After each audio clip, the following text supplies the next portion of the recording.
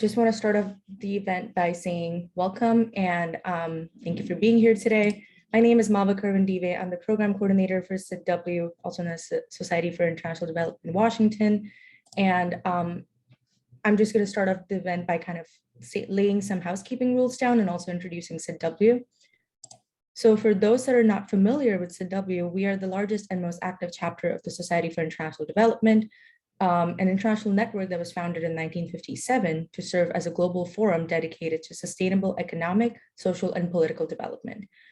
SID Washington serves as a global town square for the international development community, bringing together people from diverse organizations, disciplines, and career stages in a neutral, independent forum to share information and discuss important issues and challenges facing our community, as we are doing today. There are 3 different ways that you can get involved with us if you're not a member. You can visit us at SID-W.org to see what our other upcoming events are. You can sign up for a weekly newsletter, which highlights a lot of our events and activities throughout the week, as well as follow us on social media. We have a small poll that we've instituted just to understand what our participation today looks like. I will be making it active now.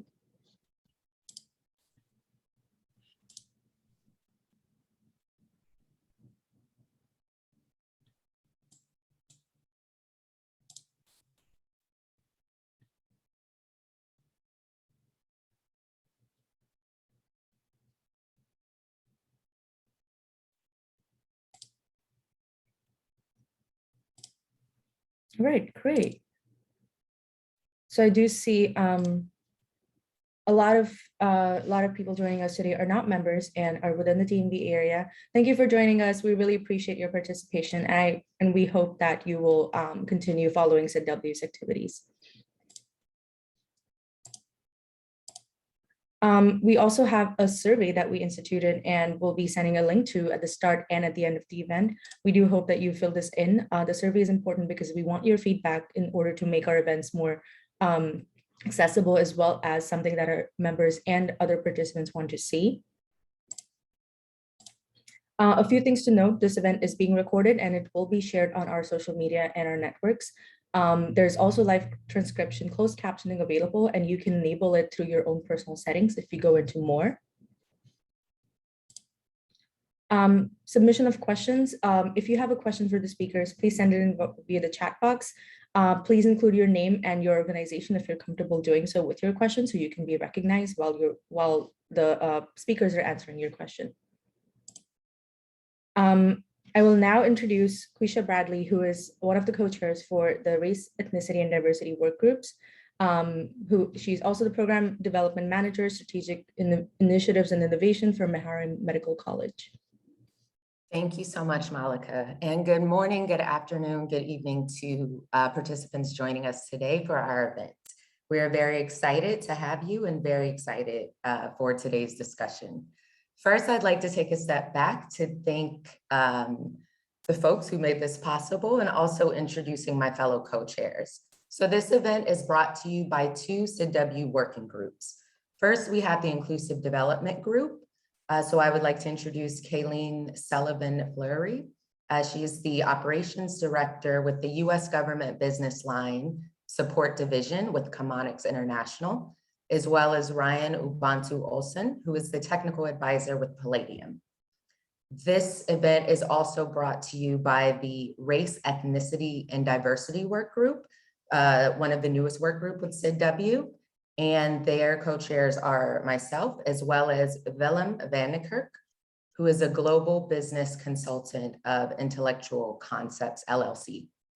So today, we're here again to discuss development with a capital DEI, exploring the role of DEI in successful international development. So I'm very, very happy to introduce our esteemed moderator for today. Please help me in welcoming Erin Brown. Erin is the Interim Diversity, Equity, and Inclusion Coordinator with the United States Agency for International Development. She works collaboratively across the agency to advance DEI across the agency's people, policy, practices, programs, and partnerships. a strategy and organizational transformation subject matter expert with 22 years of experience in public and private sectors. Ms. Brown joined USAID in 2012 as a Franklin Fellow after 13 years in the private sector, where she led medium and large-scale strategic planning, business process improvement, and organizational change management initiatives for defense and civilian government agencies. Prior to joining USAID, Ms. Brown was a senior principal at the Hay Group, a global management consulting firm where she led business effective organizations practice in the federal sector.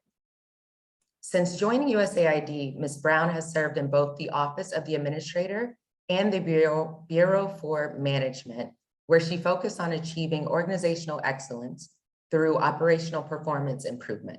Ms. Brown has also been a dedicated champion for diversity, equity, and inclusion at USAID since joining the agency, as proven by her service as a collateral duty equal employment opportunity counselor, 4 years as chapter president of the USAID chapter of Blacks in Government, an agency employee resource group, and facilitation of an employee-led effort to develop the agency's 2020 Diversity, Equity, and Inclusion Strategic Plan.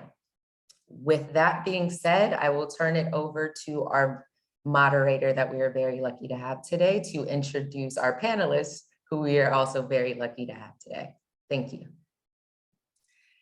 Thank you so much, Quisha, for that introduction. I truly appreciate it. It will be probably helpful if I started my video.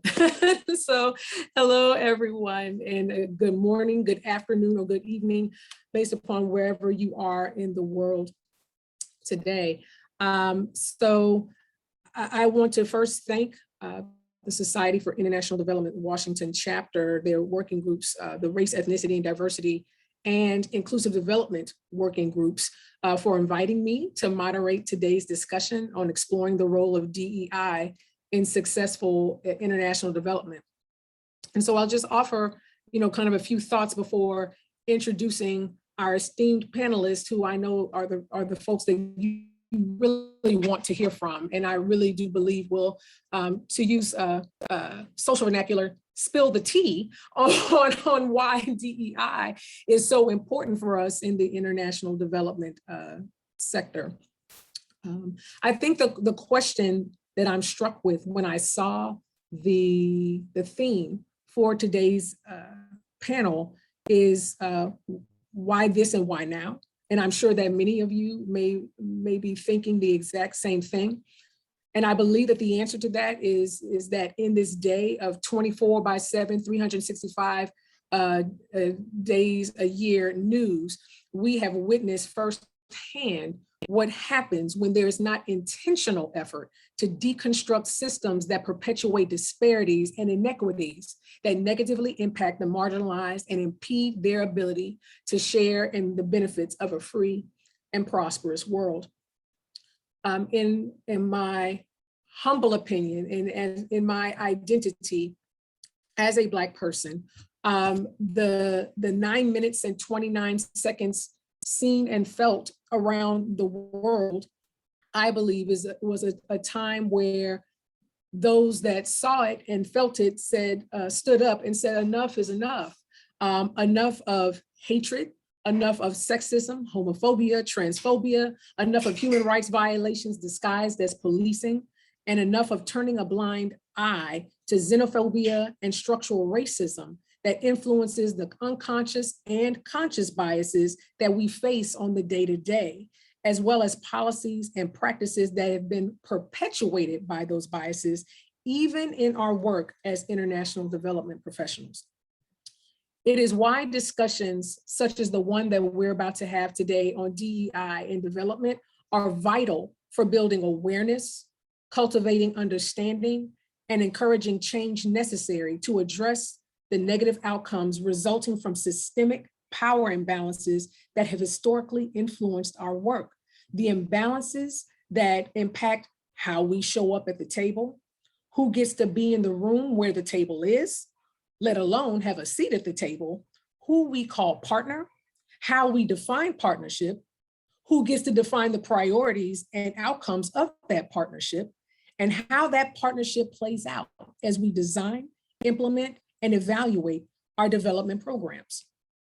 And if we examine these inequities, we may just realize that they have compromised our own collective ability to achieve development results and their sustainability. And what we do know about systems is that they will persist unless there are intentional efforts to deconstruct them. But you can't deconstruct them unless you first acknowledge them and speak about them. At USAID, we've actually started to do some of that. And although we have a proven record of practicing inclusive development and localization beginning this year, we began a concerted effort to talk about diversity, equity, inclusion, and accessibility, being concerned about those with disabilities as well, beyond just its implications for our internal workforce, but also the ramifications for our programs and partnerships as well. I call it DEIA across the 5 Ps, and I believe you heard them earlier in my bio, with people, policy, practices, programs, and partnerships. Our Executive Order 13985 that was published by the Biden-Harris administration, which is advancing racial equity and support for underserved communities through the federal government, really speaks about the heart of what USAID is engaging in right now, and that is equity in mission, equity in our programs, equity in our partnerships. And so we just completed an equity assessment in August, where we examined what does equity mean across USAID's program cycle? What are the barriers to institutionalizing equity in our programs, and what impedes our ability to expand our partner base, specifically with organizations either owned or primarily governed by those from underserved communities. So over the next few months, we will refine and prioritize recommendations from that assessment and develop an action plan that helps to address those barriers, mitigate those barriers, and hopefully moving to eliminating those barriers. And so recognizing that advancing equity has to be a fundamental part of who we are and what we do at USAID, we're looking to how we can integrate equity into our program policy, into existing guidance, such as the guidance for our new partnership initiative that seeks to expand our partner base with non-traditional partners, and expanding our minority serving institutions program pilot, which focuses on building relationships with historically Black colleges and universities, Hispanic serving institutions, and tribal colleges and universities, to not just expand our pipeline of diverse qualified candidates into our workforce, but also to expand our partner base. And so while these represent just a few small steps, they are steps in the right direction and a part of USAID's continued effort to promulgate equity in mission. And it is our hope that if we all take such intentional efforts, even no matter how small or great that they may be, that everyone in our sector will join us in advancing DEIA in our programming. So for all those reasons, and for given the work that we're doing, and that I'm helping to lead at USAID, and all of the discussions and actions that we see in the development sector today, is why I'm excited for us to be able to have this discussion today, to engage in some real talk about the past and the present of our sector, and why integration of DEI into our programming and fostering it within our internal organizations is vital to our sector's future. So with all of that, it is time for the DEIT. And so I am joined today by 3 influential professionals in the fields of diversity, equity, and inclusion, a professional in industrial and organizational psychology, and one in international development, to explore where we've been as a sector and what is necessary to deconstruct all of the isms that reinforce inequities and disparities faced by our country partners, and by recipients of foreign assistance, and by even those within our individual organizations' workforces. So with that, I am joined today by Dr. Rosalind Brock, Chief Global Equity Officer at Apt Associates. Welcome, Rosalind. I'm joined by Dr. Ruwain Garth-Cock, an academic and leading inclusion consultant, founder and CEO of Authentic Organizations, and by Sarawina Mboka-Boyner, a capacity development and organizational strengthening advisor at an agile transformation consultant at Scrum Incorporated. Good morning, good morning, good morning. Oh, and for you, Dr. Ruane, good afternoon or good evening to you. Thank you so much for joining us. Good morning, good afternoon, everyone. Good morning. For having us. Good morning, everyone. I wish that everyone that's attending today could have attended our prep session, because that prep session should have been recorded and just blasted for today, because that was that was such an awesome discussion. And I'm hoping that we can recreate the magic this morning. And so I'm actually just going to go ahead and get this kicked off and first ask, what is the setting? And Sarah Wina, I really wish you would kick us off in responding to this question. What is the setting for why DEI is needed now? And what are we moving away from or addressing by tackling DEI within the development sector? Why now? Sure. Thank you, Erin. And just before I get started, I'd like to position myself, just because I think so much of what colors my perspective comes from my background. I am an African-American woman whose father is a Black American from Roxbury in Boston, and whose mother is from the Central African Republic, just next to the DRC. I grew up across South Central and Western Africa and moved to the United States after university. So I share that just to say that there is nuance and there is diversity within groups themselves that are seen as marginalized. And so to go into answering your question, Erin, I think there's always been a need for diversity, equity, and inclusion. Fortunately or unfortunately, given the geopolitical events of the last 5 to 8 years, the rise of the Black Lives Matter movement in the United States and the rise of the Black Lives Matter movement globally, we have seen more of a zeal for diversity, equity, and inclusion, no longer thinking about only equality, but understanding that equity is the step that we need to take and deliberately engage prior to the idea of us being able to have equality for everybody. I think that there is an appetite internationally as well for looking at diversity as more than just phenotypic, more than just one skin color. So looking at diversity as it relates to class, as it relates to your caste or ethnicity, to your religion, your ethnic group, considering concepts such as ableism as well. So I definitely think that as folks are starting to understand the idea of intersectional identities more and bring DEI to their own specific contexts, we are seeing that there is more push from the ground up, that we need to be more context appropriate and we need to add more voices to the crescendo of sounds that are already going on in the space. Thanks. Absolutely. Thank you for that. And the key is it's always been needed, right? And so it's like, why, regardless of what sector that in which one operates, is absolutely necessary. And so I'm going to turn over to Rosalind and to Dr. Ruane. Would you mind opining on why DEI is necessary regardless of what sector that you're in and how that may apply to the international development context? Well, good morning, Erin. And I just want to say thank you to you and to the members of SID Washington and its Racial Equity Diversity Working Group who brought this to the forefront today. It's critical when we look across the length and breadth of not only domestic US, but a world, that we are a browning nation world.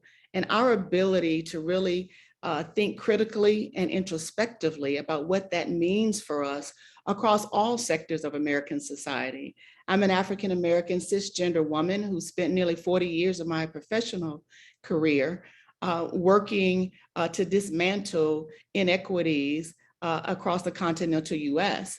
And so from as late as 2012 or early as 2012, with the murder of Trayvon Martin, till we saw what you talked about, the racial awakening that our nation domestically experienced with George Floyd, we've come to a watershed moment when the eyes of the world are now grappling with this issue and what it means. And I think it's past time for us to have those critical, courageous conversations about what race and what Sarah says, really ethnicity, because we have always seen the world as Black or white, male or female. And we've got to expand those very narrow silos to really embrace the full totality of what diversity, equity, and inclusion is all about. My frame, my tea today, and my space and my sandbox is around equity. It's the third wave of the frontier from the civil rights and social justice movements.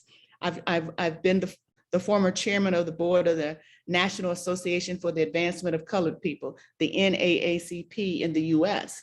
And we've talked about racial equity. We've talked about social equity. It's now time for economic parity. And DEI in the global sector allows us to do that. We need to put action to the words that we talk about when we want to empower and to uplift those in developing countries across the world. But I leave you, as I close my opening comments, with the words of James Baldwin, that I can't believe what you say because I see what you do. And I think in a real sense, America has to look at itself in the mirror about what we're doing at home before we try to overlay that internationally and globally. Absolutely. What I heard was, let's get beyond the rhetoric, right, and walk it like we talk it. So, thank you for that. Well, thank you for that, Rosalind. Ruane, would you mind opining, especially from your standpoint of being in South Africa, and why you see the setting for DEI within the context in which of South Africa, why you feel it's needed now, and what are we moving away from and addressing by tackling DEI, regardless of the sector? Yeah, thanks, Erin, for that question, and thanks for the invitation. And just also to position the perspective from which I come from. So I work as an organizational psychologist. I've worked both in industry and I work in academia, and I work within South Africa and across the continent as well. And so when you ask why now, the question that I had is why now only, similar to Sarah's point. And do we need an event for us to be reminded that, that we could benefit from having diverse teams, because diverse teams create innovation, and particularly in our context, South Africa presents, and of course there are lots of other, and we know from the research, links to organizational performance, innovation, as I said before, and look, I could give you a whole bunch of other academic literature around why this is important. But I think the context from which I come from is a South African context, and often we can learn from extreme cases, which South Africa is an extreme case because of our background of apartheid, right? And so South Africa is 27 years into democracy, and South Africa is one of the most unequal societies in the world. Although just one of the biggest economies in Africa, right? And the most unequal societies. What that means is that the divide between the haves and the haves not is so big. And when we talk about have and have nots, these are around race and ethnicity, right? And so white people in South Africa, still particularly white men, run the economy 27 years after democracy. And so you have, in terms of South Africa, in terms of poverty, socioeconomic challenges that we experience because we have not, South Africa has failed to live up to Nelson Mandela's dream of this rainbow nation where everyone lives together. And so from a society perspective, not only from an organizational perspective, if we exclude individuals, the social challenges that you experience in South Africa is what will happen within our societal context. We've recently in South Africa had some social uprisings as well. And these are all symptoms of a divided society. And we have not been able to create this multicultural society that we've aspired to as after democracy in 1994. And so if one looks at particularly, I think, the development space, as Africans, we need to acknowledge that particularly the global North have contributed to the development goals. But I'm also, as I think about the contributions that the global North has made in terms of the development goals. I wonder to what extent these global funders are perhaps contributing to these inequalities that we are experiencing. And are they perhaps complicit? And are there ways in which, if we're only asking these questions now, have they perhaps, like in South Africa, the NGO, non-government organizations are run by majority white women. And so you have white women on top of the organization, and then you have Black people that are actually doing the work. And so how is the development community complicit in the experience that we have in South Africa? That is a powerful question. And I want for everyone to put a pin in that question, because that is a question that all of our organizations should be asking ourselves, should be examining. When I know at USAID, as we conducted our equity assessment, needing to turn the mirror on ourselves and look at how we do that.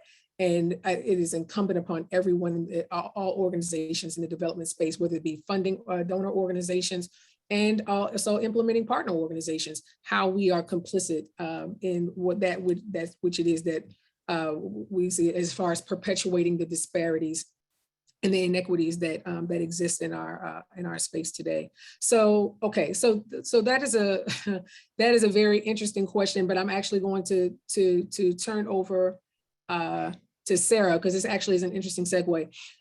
So Sarah, turning to you, given the unique nature of this sector and working globally amongst middle and low income countries, which are diverse in their own ways, including in and amongst a wide range of poor, vulnerable, or marginalized communities themselves, what is the value add of DEI to the nature of development work?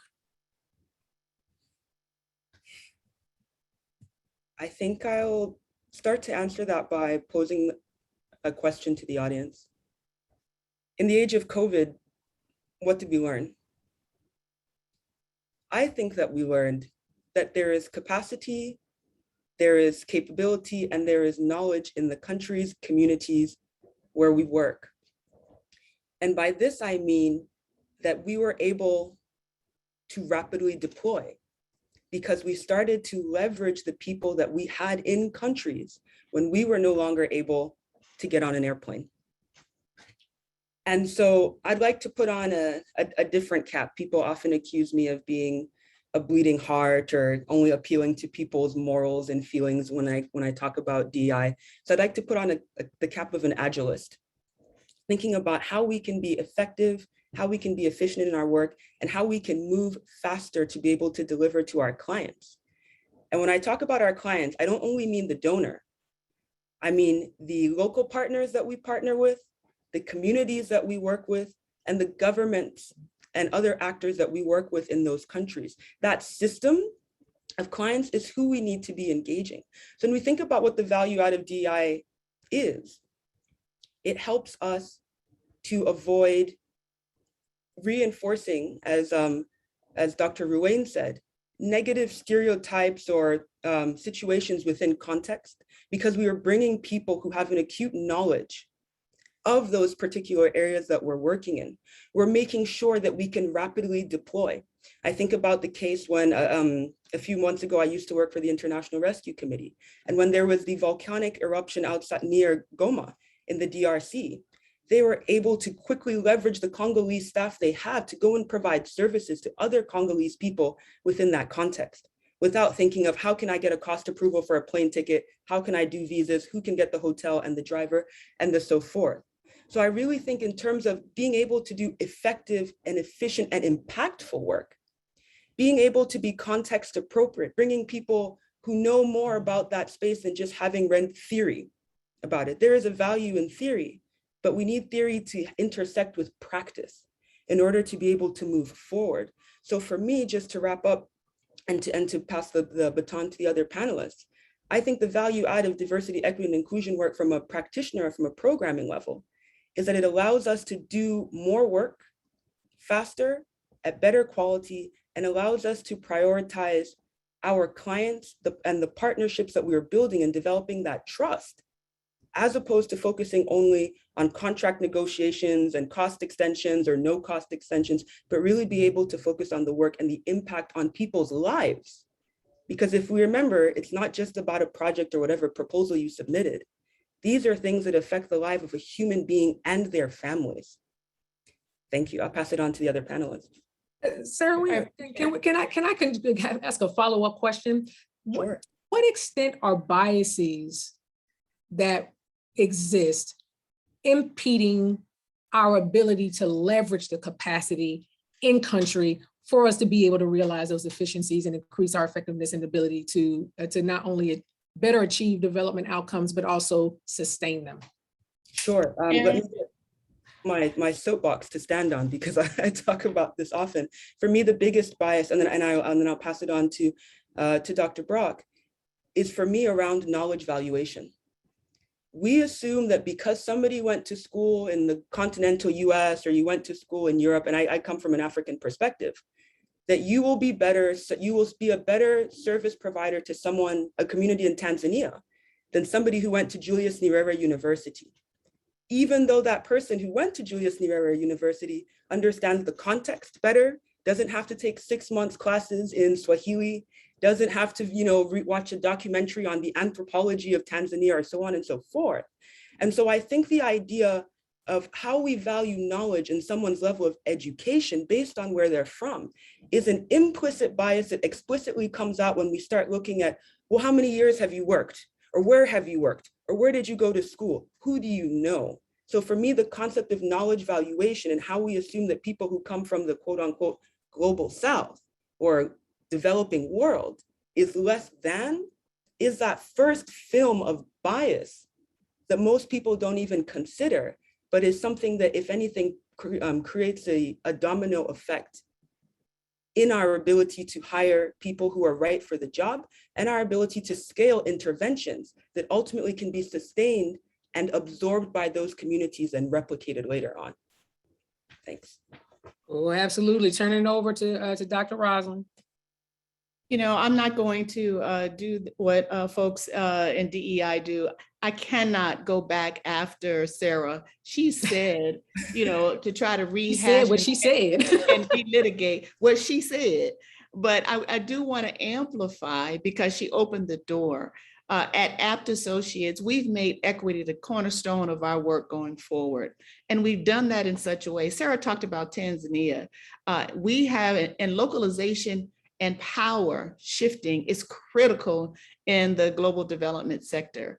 But we are so privileged that we have a country lead that we have elevated to lead us in country. So that's a power shift that's unheard of, that others may be doing, but we're going to continue to do that and push the envelope. Sarah has said it so aptly. You've got to use the people on the ground who know what, where, when, and how to deploy, and not just in crisis situation.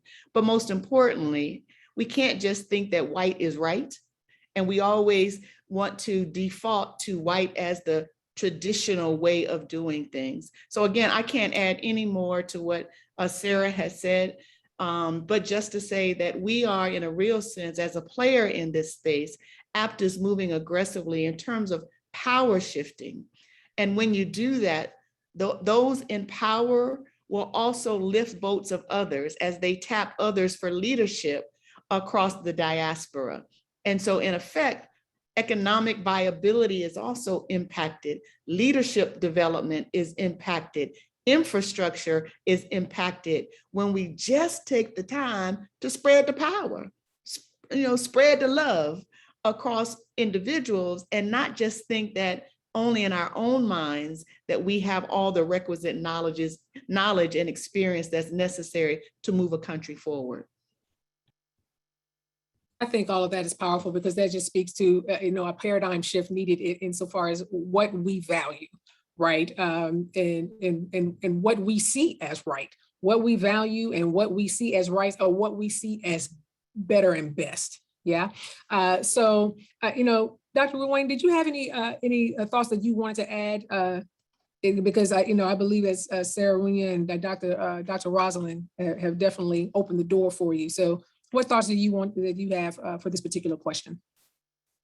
So perhaps from if one can, what I was thinking about is from a talent perspective within these countries, and are you getting as funders the best talent to work in these development organizations, and so when you have an organization that doesn't represent the people, is not inclusive, then unfortunately you're not going to get the best of the best in those organizations.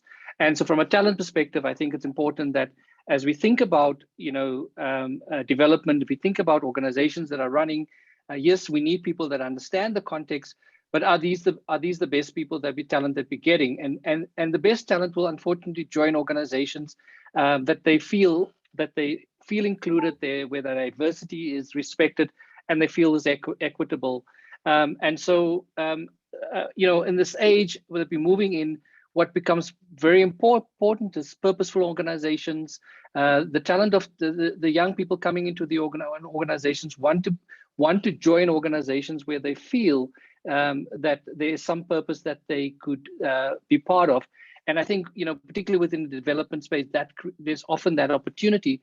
But if they don't feel that they belong and they don't feel that they are valued, unfortunately, you're not going to get the best talent in these markets. That's absolutely a fact. And so while I have you, Ruin, I'm going to just kind of shift on over to the next question. So we're talking about why DEI is necessary, but is there anything from a DEI perspective that should be avoided? Or what should be avoided when bringing in a DEI lens that may be generically applied in all DEI spaces, but could have harmful consequences for those who our work, and when I say our work, I mean in the international development space, who our work is meant to directly serve if DEI is not done well from a contextual and an intersectional space?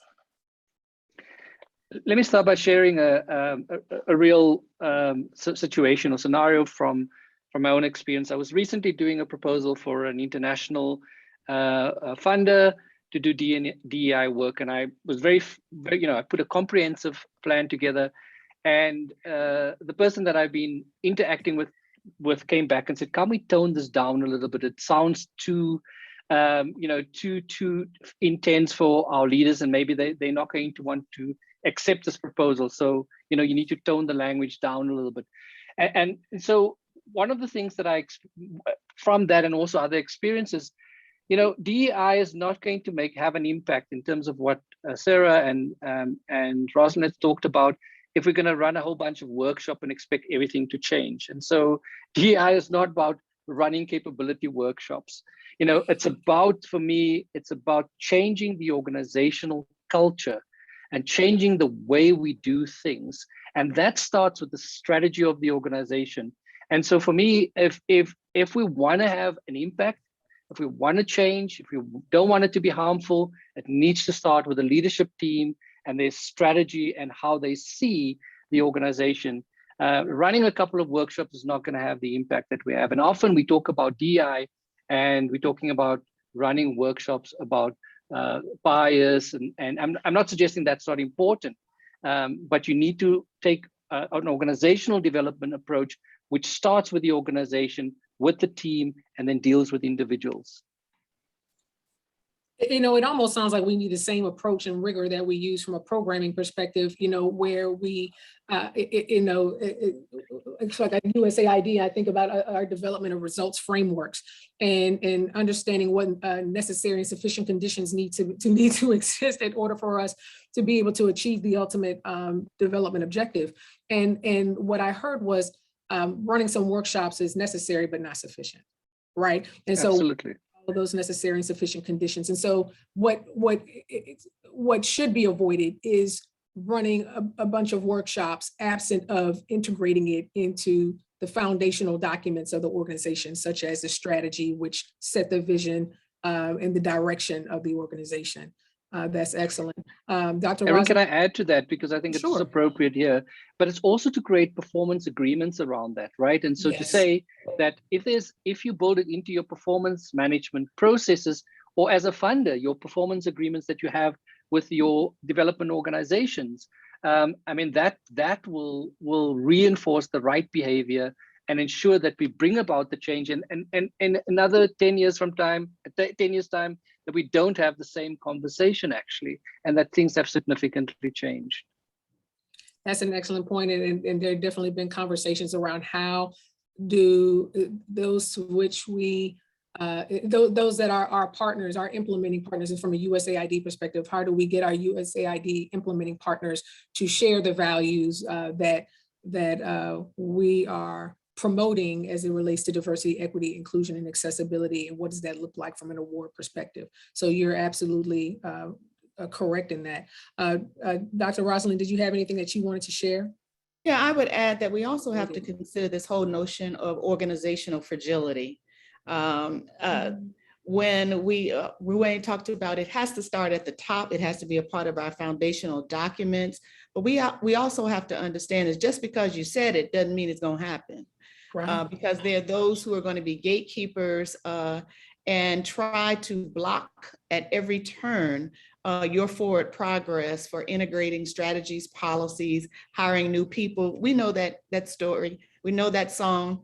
I can't find them. I don't know where they are. It's going to take too much time. They're not qualified. Oh, I only want this person to be on my team.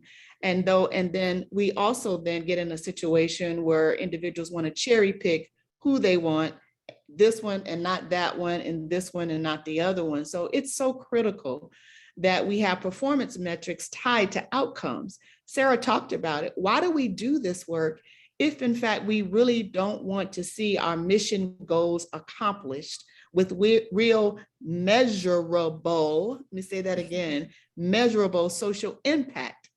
I see in the chat someone was talking about, we do this work to keep ourselves in business, to keep ourselves traveling, the cultural tourism that happens when folks want to talk about being the DEI expert so I can help those people.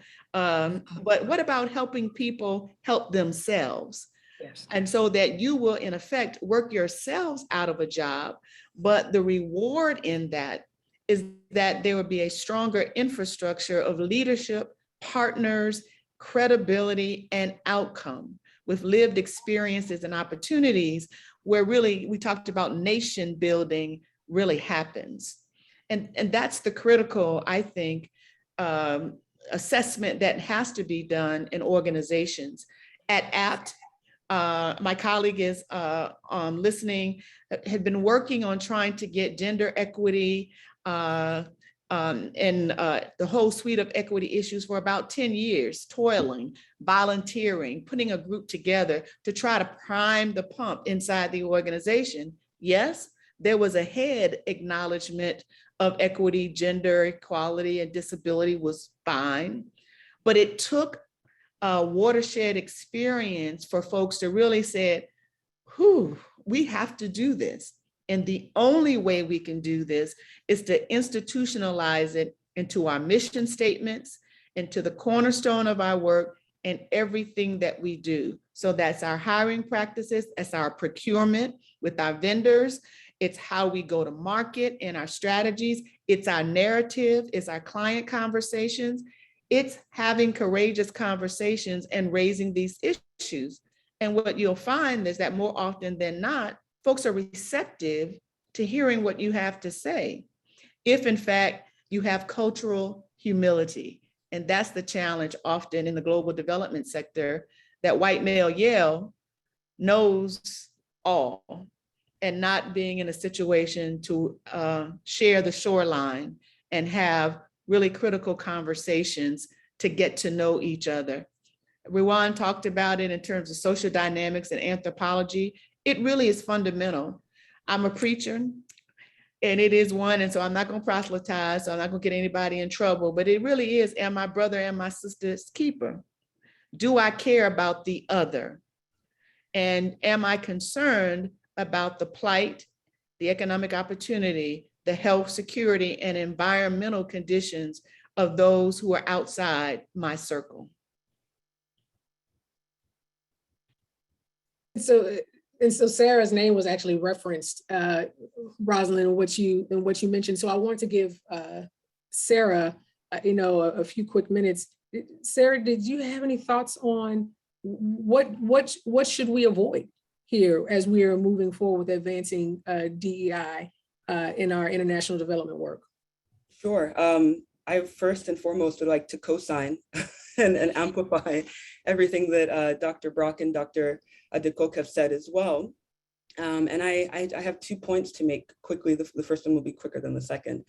The first one is I think that there is a value in having the trope of, I want to work myself out of a job. I think that's when I started in the industry as a younger person, that was all I wanted to do. And as I spent more time, I realized it's not that I'm working myself out of a job, is that my job is changing over time. My job is shifting. As somebody who focuses on capacity development and capacity sharing, yes, I worked with you as this fledgling organization in Liberia to become, to be grant ready, to be able to become a contractor with USAID. Once you graduate to direct funding, that should not mean that my engagement with you ends. That means that you're a partner. If I'm working on an RFA or something, hey, I remember that organization that worked in the Lofa forest. Let me call them up because I know that they have the capacity and the capability. So my job changes from being your technical advisor to being a connection agent or a bridge between you and somebody else, an interlocutor of sorts. And so I think there's a lot of consternation in the industry at the moment where folks are saying, well, if I give them this toolkit, if I help them do this, if I help them too much, then I'm going to shoot myself in the foot. And the idea is that if we should have the idea that we're walking together because we're going to the same destination. So perhaps before you weren't able to walk. So I was the crutch that you were standing on. Let's hold hands now and go together. That in my mind is the shift that mentally some of us need to make. And the second point I wanted to add, just from a programming as a practitioner perspective, one of the biggest missteps I think when we look at DEI in terms of local hiring processes, first and foremost, we don't leverage the local recruiter in country. We do it from DC and then we supervise the local recruiter in country to find the best candidate. But we don't consider the idea of do no harm. That concept of saying, when I go to a place like the Central African Republic, where my mother is from, when I am hiring somebody with a certain last name or from a certain ethnic group, and I'm putting them in this locale of a community that I haven't taken the time to say, does the word Mboka mean something to you? Is this going to cause tension in that community? When we go to countries like Burundi or Rwanda, are we considering the cultural history of ethnic tensions within those places when we say, you're going to be so-and-so supervisor, you're going to be in charge of this and this person? We don't think about that because you're a Black person, go here, it's totally fine. Or the idea of saying, you know what, as a young South Korean lady, I'm going to go and put you in this part of China. You all are Asian, so what should be the difference? That people need to understand the contextual history of certain places when we consider DEI, and particularly in terms of local hiring, because we don't want to reinforce and we don't want to perpetuate tensions that perhaps we aren't aware about because we haven't taken the time to do an applied political economy assessment or do a situational analysis. And so just from a programming perspective, it's one thing to look at things from saying, okay, we have white and Black. But when we go to places like India and Bangladesh, are we considering is someone a Dalit or someone is a Brahmin? When we go to Ukraine, do we consider that you're a Roma person and perhaps somebody who is not Roma will not want to work with you and discriminate against you? So the concept of do no harm and context appropriate do no harm when it comes to diversity, equity, inclusion in the countries where we're working, and therefore the kind of people we bring into our organizations, I think is equally as important as thinking about in the US context, where perhaps we could say that our major challenge is around phenotype and class dynamics as they relate to diversity, equity, and inclusion. Okay, so I love this because in everything you said, I heard three things. I heard in your two points that you made. I heard about how critical it is to reframe. I heard how critical it is to evolve, and all of us know this, right? All of us know that Nokia is no longer in business because they refuse to evolve, and so we're not gonna, there's no such thing as working ourselves out of a job if we evolve. And then third is how critical local context is as we are advancing DEI work, and that we can't do it absent of being mindful of the local context. And so local context not only matters from a programming perspective, but also from an internal DEI workforce perspective as well. I'm hoping everybody's taking great notes while I move on to the next question. So we've got about roughly 10 minutes here. So Sarah, actually, let me ask this, to kick this question off with you. How do marginalized persons themselves working within the development space bring their full selves to this work and meaningfully contribute while also creating space for others?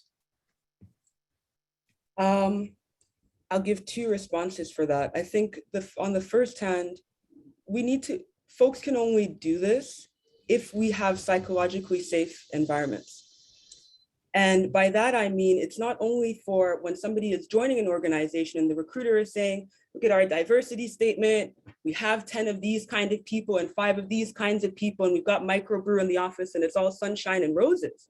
And that person is very excited to come to work. And they think, I can bring my full authentic self. And then they get there and they find that's not the reality. So I sit in a meeting and I say, hey, everybody, actually, these are my thoughts, and I don't think it's appropriate for us to do this.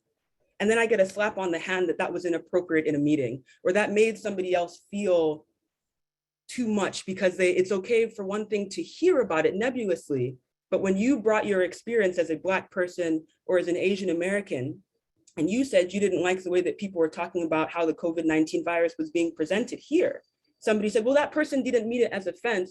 You're the bad guy for making a thing in the office. So I think we need to make sure, Erin, as you said, in terms of we need to walk it like we talk it. We can't just have black tiles anymore and say, come work here, look, we care about this, we care about this. And when you get there, you face pushback. So I think psychological safety is super important. And if that psychological safety is there, then we're able to have the conversation about people trusting enough to bring their true selves to work. I identify as a Black queer woman. At some of the organizations where I worked, it was all fine for me to say that, but I developed a nasty case of bathroom anxiety because every time I would go there, people would think that there's a man in the bathroom. And that for me was something that would cause tension. So I definitely think that we need to think about the idea of psychological safety for folks in organizations. And once that psychological safety is there, I'm a really big believer in the concept of paying it forward, or each one teach one. Not everybody has to suffer the same things that you have suffered for them to have a place or for you to feel that they deserve that space. There is a value in the idea that I have gone through this difficult thing. Let me support you from a place of humility and care to ensure that you don't have to go through that same trauma that I did, but you are conscious of it. So we avoid the cascade or the trickle down of blockage, or my trauma is a trauma that you need to experience. And I think a lot of the time, when I speak from an African-American perspective, that is one of the major things in the idea of you need to pay your dues. I've spent all of this time and you're just gonna show up as a 28-year-old and walk in the door, and I'm frustrated. But it's like, why can we not partner together as somebody who is 28 and somebody who is older to innovate on the things that you've experienced and the things that I have not yet, to then create something better and more impactful. No, those are excellent points. As always, Sarah, you just keep bringing it for every single question.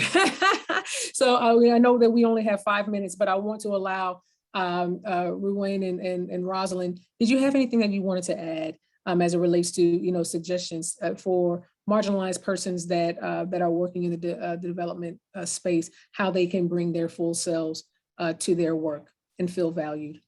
Over. It's tough coming behind Sarah. She is absolutely amazing. So I salute her and I honor her, and I elevate her voice and say thank you for all that you're doing. And we need to model this type of conversation where we talk about helping each other, because this work is not easy. You burn out very quickly. Because things are not always as they seem. When you come into organizations and institutions and agencies who say the words, but when you look under the hood, things are totally different. And so you begin oftentimes to kind of question, like, what am I doing here?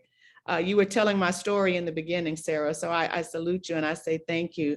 But I'm so privileged that leadership has stayed the course at APT and say, we're going to build this plane as we fly it. And we're going to make the necessary changes, move the seats, put folks in the chairs that are necessary, understand the change and the power shifting and dynamics that may have to happen if in fact we move forward with this. And I tell my folks daily that this work ain't easy. And so if you think that this is about really nice conversations at the water cooler, it is not. And so we have to, again, first assume no harm, no ill intent. When I'm in a room and I may say, wow, that was, white supremacist statement, don't crumble and don't give me white tears so that I have brown scars. That's a book you need to read afterwards because you have taken offense. Think how long Black people have to sit in places of uncomfortability. And I'll stop there. Ruin, really quickly before we get to our last question, did you have anything quickly you wanted to add? Of course, everything that was said before. And I think one of the things that I do as part of my coaching work with executives, young professionals, is really the notion that we as marginalized individuals, as Black individuals, we have to do the work, right? And so we do have to do the work to understand the impact that stigma, the impact that the structural inequalities have on us as individuals. And unless you start doing that work yourself, I think we will not get to the progress that we need as marginalized individuals. So similar to the example that Sarah used, and so when these executives, marginalized individuals or minorities get to the most senior positions in the organizations, what they do is they kick the ladder away and they say to young people, you find your own path. And unless we understand what the reasons for that overworking, what the reasons for that behavior is, we are complicit as leaders, Black leaders, to our own oppression as well. Yeah, I can definitely see that and agree with that. I appreciate you for making that point. And so we're down to the final question. We're in the home stretch, everyone. And so for all of my esteemed panelists, if you could just give us one practical step necessary that could be taken now in DEI to progress us towards that which we hope to achieve, by whom, when, where, and at what levels. So for each of you, if we can have just one practical step that could be taken now in DEI to progress us towards that which we hope to achieve. And Ruin, I'll actually start with you. For me, this is messy work, as has been said before. It's not, there's not a straight path from point A to point B, right? And like any other work that we do as well. And I think if this work is not driven by the leaders of an organization, unfortunately, it's not going to be sufficient just to have a bottom. Of course, you need to consult from a bottom up, but if this work needs to be driven by leaders in organizations, and that's just the one thing that I would want to, as we think about this work within the international development, that's going to have the impact within the organizations, funders, and also in the communities that they operate in. Driven by leaders, they absolutely need to own it. Thank you for that practical step. Dr. Rosalind, your practical step? One thing I would ask that we could do today is look at the tables that where we sit, and see who's not there and invite someone to sit at the table, expand the table. Absolutely. and including moving even where the room where the table is in, right? In order for us to engage in more marginalized communities.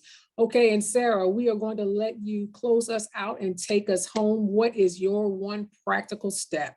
Sure, building off of what Dr. Brock is saying, in addition to looking at the table that we set, who's at that table, what items we have on the menu at that meal, we also need to consider the idea of diversity of dissent. Let's not only hire people who think the same way that we do and want to perpetuate the status quo, but maybe USAID could hire the person who says, this model for the last 5 years, I don't really think it works. Here's what an idea that I have that maybe could help strengthen it. So let's not only hire people who think like us, who look like us, who have the same identity characteristics or markers that we have. Let's consider the value in opposing opinions in terms of making things better. Thanks. Absolutely, and I'll throw in my one step is to critically examine all aspects of your operations, whether it be communications, all the way to actually how we design, implement, and evaluate our programs. Look at all aspects of app operations and identify what are the 3 key things that we could do in order to advance equity in our operations, and how do we institutionalize it? If we look at across the board at what we do and how we do it, then we're looking at not just making the change, but sustaining the change. So with that, we're at 10:02, so we have concluded this panel discussion. I want to thank our esteemed panelists for this engaging discussion around DEIA and what is necessary in order for DEIA and success and finding success in international development.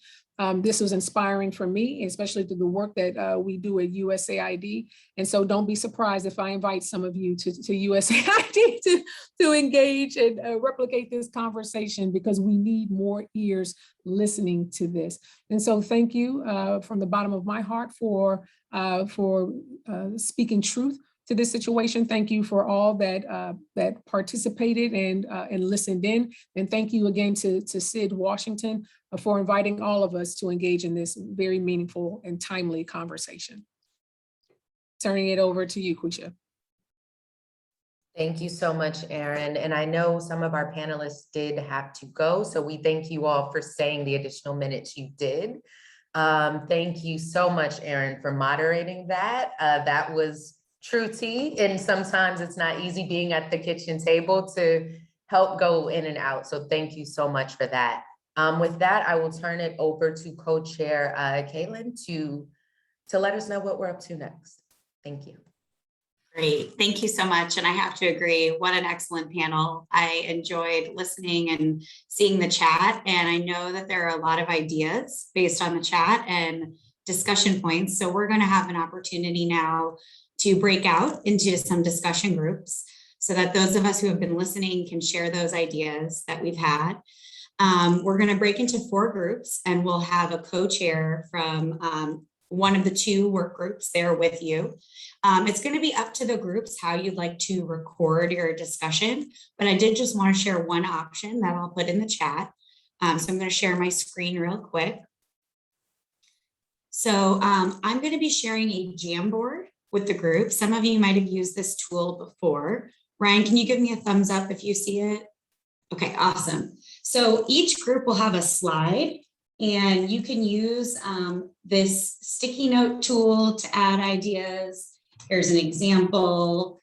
You can add text boxes, kind of whatever inspires you. So this is one option, and I'll put that in the chat.